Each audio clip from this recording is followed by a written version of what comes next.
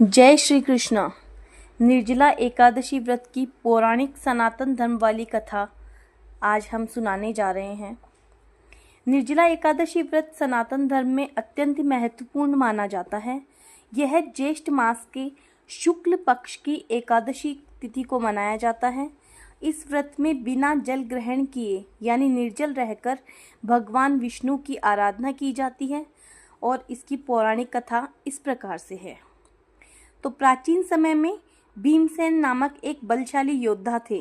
वे पांडवों में से एक थे और अपनी भूख के कारण हमेशा चिंतित रहते थे। युधिष्ठिर, अर्जुन, नकुल और सहदेव सभी एकादशी का व्रत रखते थे, लेकिन भीमसेन के लिए व्रत रखना बहुत मुश्किल था। उन्हें लगता था कि वे बिना भोजन के जीवित नहीं रह पाएंगे।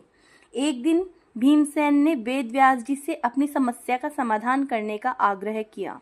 उन्होंने व्यास जी से कहा, हे मुनिवर, मेरे भाई और माता कुंती सभी एकादशी का व्रत करते हैं। मैं भी व्रत करना चाहता हूँ, लेकिन मैं अपनी भूख को नियंत्रित नहीं कर पाता। क्या कोई ऐसा उपाय है जिससे मुझे एकादशी के पुण्य फल प्राप्त हो सकें और मुझे भूखा भी ना रहना पड़े?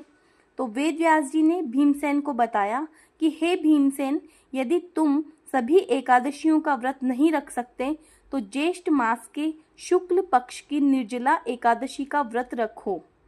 इस एकादशी में अन्न और जल दोनों का त्याग करना होता है। इस व्रत को करने से तुम्हें वर्ष भर की सभी एकादशियों का फल प्राप्त होगा। भीमसेन ने फिर पूछा, क्या वास्तव में ऐसा संभव है? मैं निर्जल रहकर कैसे व्रत कर पाऊंगा?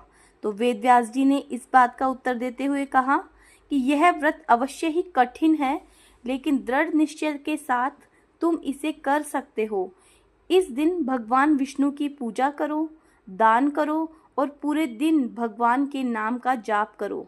अगले दिन सूर्योदय के बाद ही जल ग्रहण करो। भीमसेन ने वेद व्यास जी की सलाह को मान लिया और निर्जला एकादशी का व्रत रखने का निश्चय किया। व्रत के दिन उन्होंने पूरी श्रद्धा और भक्ति के साथ भगवान विष्णु की पूजा की और पूरे दिन उन्होंने जल की एक बूंद भी नहीं पी और भगवान के नाम का जप करते रहे। उन्हें बहुत प्यास लगी, लेकिन उन्होंने अपने संकल्प को नहीं तोड़ा। अगले दिन सूर्योदय के बाद उन्होंने स्नान किया और विधि विधान से पूजा की। इसके बाद उन्होंने ब्राह्मणों को भोज करवाया और दान दिया। उसके बाद ही उन्होंने जल ग्रहण किया और अपना व्रत तोड़ा। इस व्रत को करने के बाद भीमसेन की भूख कम हो गई और उन्हें आत्म संयम प्राप्त हुआ।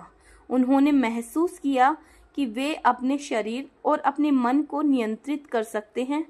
और वेदव्यास जी ने कहा कि भीमसेन ने इस व्रत को करके न केवल अपने पापों का नाश किया है, बल्कि उन्हें भगवान विष्णु का आशीर्वाद भी प्राप्त हुआ है।